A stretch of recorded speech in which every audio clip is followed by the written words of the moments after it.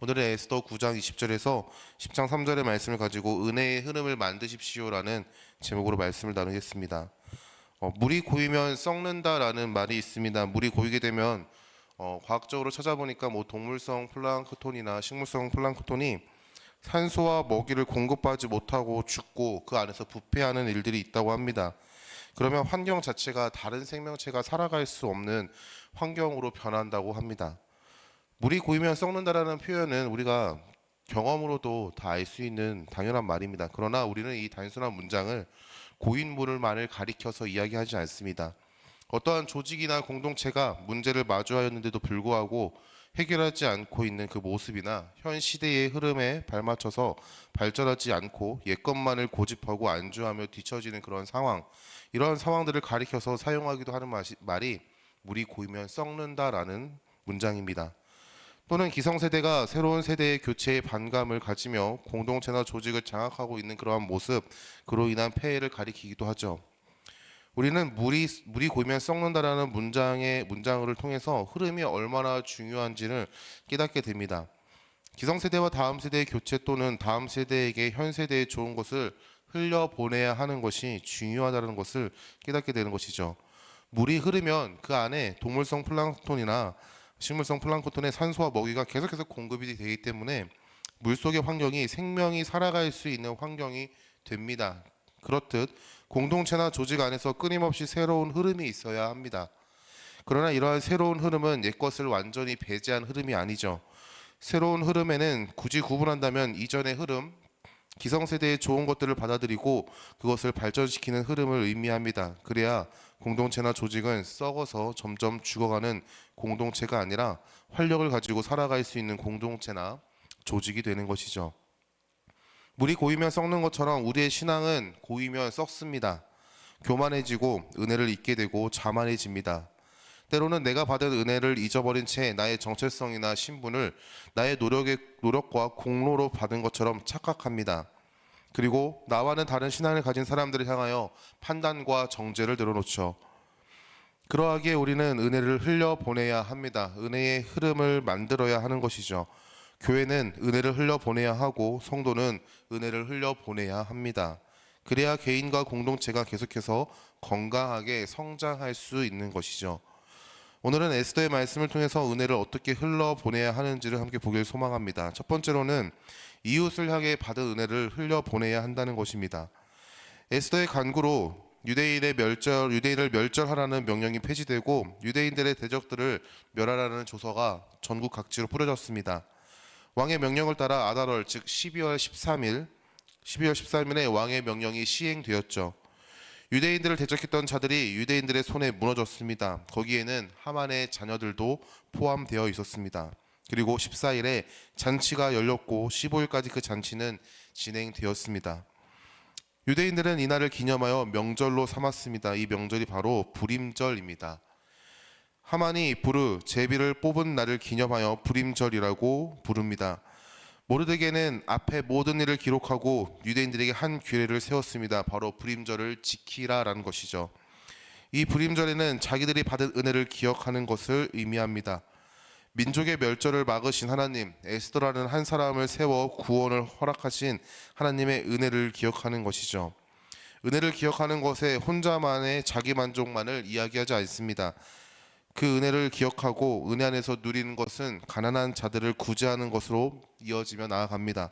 22절 말씀에 이날에 유다인들이 대적에게서 벗어나서 평안함을 얻어 슬픔이 변하여 기쁨이 되고 애통이 변하여 길한 날이 되었으니 이 두 날을 지켜 잔치를 베풀고 즐기며 서로 예물을 주며 가난한 자를 구제하라 하매 슬픔이 변하여 기쁨이 되고 애통이 변하여 길한 날이 된 날을 기념하여 잔치를 베풀고 즐기며 서로 예물을 주며 그리고 가난한 자를 구제할 것을 명령합니다. 기쁜 날을 혼자만의 자기만족의 시간으로 보내는 것이 아니라 공동체와 함께 기쁨을 누리라고 이야기합니다. 더 나아가 그 기쁨에 참여하지 못하는 가난한 자들을 향하여도 자기가 누리고 있는 이 기쁨을 베풀어라 라고 얘기하죠. 사랑하는 성도 여러분, 은혜는 흘러가야 합니다. 우리를 구원하신 은혜는 우리 안에서 머물러 썩어 없어지는 것이 아니라 그 은혜를 모르는 자들에게 흘려보내야 합니다. 그리고 은혜를 저버린 자들을 향해서 흘러가야 하고 은혜에서 떨어졌던 자들, 은혜에 참여할 수 없는 자들을 향해서 흘러가야 합니다. 성도는 구원을 주는 구원자가 될 수는 없지만 구원자가 되시는 예수 그리스도께로 인도할 수 있는 인도자의 사명은 감당할 수 있습니다. 우리가 예수 그리스도의 은혜 안에 있다면 우리는 언제나 우리를 통해 예수 그리스도가 드러나야 합니다. 이것은 단순히 복음을 전해야 한다. 예수님 믿으십시오. 우리는 모두 죄인입니다. 예수님 믿고 구원받고 천국 가야 합니다라는 것을 이야기하지 않습니다. 우리를 통해서 그리스도의 사랑이 흘러가야 하고 우리를 통해 그리스도의 은혜가 흘러가야 합니다. 예수님을 모르는 자들이 은혜 안으로 인도함을 받아야 하는 것이죠. 한 번은 식사를 하는 가운데 불교 스님이 오셔서 식당 안에서 시주하십시오라는 말씀을 하시더라고요. 그때 함께 식사를 했던 일행이 이런 말을 했습니다. 물론 현금이 없어서 시주할 수 있는 상황이 아니었는데 저희는 교회를 다니기 때문에 죄송합니다라는 말을 하더라고요. 얼마나 부끄러웠는지 모릅니다. 여러분, 우리를 통해서 그 은혜에 참여하지 못하는 자들에게도 예수님의 사랑이 흘러가야 하는 줄 믿습니다. 예수님을 떠났던 자들이 다시 예수님을 바라봐야 하고 예수님의 은혜 안에 들어오지 못한다고 스스로 정죄하고 자기가 세운 기준과 의에 억눌린 자들에게 우리는 은혜를 흘려 보내야 합니다. 마치 불임절 잔치의 기쁨에 참여하지 못하는 가난한 자들에게 구제하라라고 명령한 것처럼 우리를 통해서 은혜 안에 들어오지 못한 자들을 주님의 놀라우신 은혜 안으로 초청해야 하는 것이죠. 우리는 누군가 전한 복음을 듣고 예수님 앞에 나왔습니다. 부모님의 신앙이나 길거리 전도 또는 지인의 전도를 통해서 우리도 예수님을 만난 한 존재입니다. 이제 우리가 복음의 통로가 되어야 합니다. 받은 은혜를 나에게 만나게 하시는 이웃에게 흘려보내기를 소망합니다. 두 번째로는 자녀를 향하여 은혜를 흘려보내야 합니다. 모르드게는 유대인들에게 조서를 보내며 불임절을 지키라고 얘기하죠. 그리고 강조하는 말이 있는데 바로 자기 자식, 후손이 이 불임절을 잊지 말고 지키라는 것입니다. 27절과 28절 말씀에 뜻을 정하고 자기들과 자손과 자기들과 화합한 자들이 해마다 그 기록하고 정해놓은 때 이 두 날을 이어서 지켜 패하지 아니하기로 작정하고 각 지방 각 집에서 되도록 이 두 날을 기념하여 지키되 이 불임일을 유다인 중에서 패하지 않게 하고 그들의 후손들이 계속해서 기념하게 하였더라라고 얘기합니다. 해마다 불임절을 지켜야 합니다. 그런데 자손들과 후손들이 기념하게 하였습니다. 에스더의 죽으면 죽으리라는 결단이 만든 구원의 날을 기념하는데 다음 세대가 그것을 기억하고 기념할 것을 강조하는 것이죠. 모르드게의 명령은 은혜를 다음 세대, 자녀들, 자손, 후손들에게 꼭 전수해야 함을 이야기합니다. 하나님께서 우리에게 주신 선물인 자녀, 그들에게 우리는 예수 그리스도의 은혜를, 사랑을 흘려보내야 합니다. 가장 전도가 어려운 대상이 바로 자녀라고 합니다. 부모로서의 연약함과 부족함 그리고 치부를 가장 가까이서 보는 존재 중에 하나가 바로 자녀인 것이죠. 그런 자들에게 은혜를 흘려보내고 그들을 신앙으로 양육하는 것은 쉬운 일이 아닙니다. 하지만 우리에게 주어진 사명인 것이죠. 꼭 해야 하는 일입니다. 많은 성도가 자녀의 신앙에 대해서 가볍게 여깁니다. 그리고 당장의 눈앞에 보이는 현실에 집중하는 것이 정답인 것처럼 행동하고 자녀들에게 그렇게 가르치죠. 하나님의 말씀보다는 영어 단어가 더 먼저이고 예배보다는 시험 준비가 먼저고 신앙생활은 좋은 대학에 들어간 후에 해도 괜찮다라는 아니란 소리를 하고 있습니다. 착각인 것이죠. 이러한 부모의 말 한마디나 부모의 삶의 모습은 다음 세대에게 신앙의 중요성을 놓치게 하는 결과를 만들어냅니다.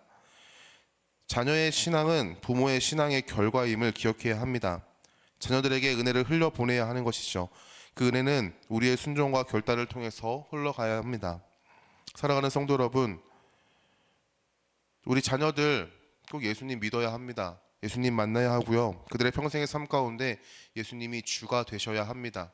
더 나아가 하나님의 말씀, 성경이 그들의 삶의 나침반이 되어야 하고 그들의 삶의 기준이 되어야 하고 그들의 삶 가운데 어떻게 나아가야 하는지를 판단하는 절대적 기준이 되어 그들의 삶 가운데 예수님께서 주가 되시고 하나님의 나라를 누리며 살아가는 삶을 살아야 할 줄 믿습니다. 저는 아직 부모가 되어보지 못해서 이런 말씀을 드리기가 좀 죄송한 것 같아요. 경험해보지 않아서 가볍게 말씀드리는 것처럼 들릴까 참 죄송스럽습니다. 하지만 아이들을 사랑하는 교육자로서 예수 그리스도의 은혜 안에서 변화된 삶, 참된 기쁨과 평강을 누리는 한 성도로서 우리가 다음 세대를 은혜 안으로 초청해야 한다라고 저는 강력하게 주장하고 싶고 믿습니다. 아버지 하나님의 감동하심에 순종함으로 결단함으로 반응하시기를 소망합니다. 때로 우리의 결단과 순종이 아이들과의 마찰을 빚을 수 있습니다. 때로는 우리의 결단과 순종이 아이들의 삶 가운데 조금 많이 돌아가는 것처럼 보이게 하는, 눈앞에 보이는 그런 결과를 만드는 것처럼 보일 수 있습니다. 하지만 우리는 정말 사랑하기에 우리는 중요한 것을 선택하고 권면하고 그리고 인도해야 할 줄 믿습니다. 신앙의 타협이 아니라 결단으로 반응하는 여러분이 될 수 있길 소망합니다. 말씀을 마치겠습니다. 물이 고이면 썩듯이 은혜가 고이면 변질됩니다. 은혜의 변질은 개인의 신앙을 병들게 하고 관계 안에서 가시처럼 누군가를 향하여 상처를 입힙니다. 공동체를 아프게 하고 하나 되지 못하게 하며 은혜 안에서 살아가고 있는 존재라는 사실을 잊어버리게 하죠. 그리고 그 잊어버린 상황 앞에서 우리는 교만함으로 나아갑니다. 그러하기에 은혜는 흘려보내야 합니다. 나를 보내신 곳에서 우리는 예수 그리스도의 은혜와 사랑을 흘려보내는 통로가 되어야 하는 것이죠. 사랑하는 가족이나 특히 자녀들에게 은혜를 흘려보내십시오. 예수 그리스도의 사랑을 흘려보내고 은혜로 섬기시고 신앙의 결단과 순종을 이루시기를 소망합니다. 또한 이웃에게도 그 은혜를 흘려보내십시오. 나를 보내신 곳에서 만나게 하는 이웃은 섬기라고 사랑하라고 보내신 천하보다 귀한 영혼인 줄 믿습니다. 은혜를 흘려보낼 수 있음은 나도 예수 그리스도 안에서 예수님께서 흘려보내신 그 사랑 안에서 새로운 존재가 되었음을 알기 때문입니다. 예수님께서는 하나님과의 사랑을 혼자만 누리지 않으셨습니다. 우리에게 흘려보내주셨고 하나님과의 깨져버린 관계를 회복해 주셨습니다. 이제는 우리가 예수님처럼 하나님의 사랑과 그 은혜를 흘려보내야 할 줄 믿습니다. 예수님의 은혜가 나를 구원하고 나를 살렸고 나를 살리는 것이 우리의 삶 가운데 마땅한 은혜이라면, 그리고 그 은혜가 지금도 나를 살게 하는 은혜라면 그 은혜가 내 안에 고여서 썩어지는 것을 그냥 바라보면 안 됩니다. 우리는 그 은혜를 흘려보내야 하는 것이죠. 그것이 아버지 하나님의 기쁨이요 성도에게 허락하신 사명인 줄 믿습니다.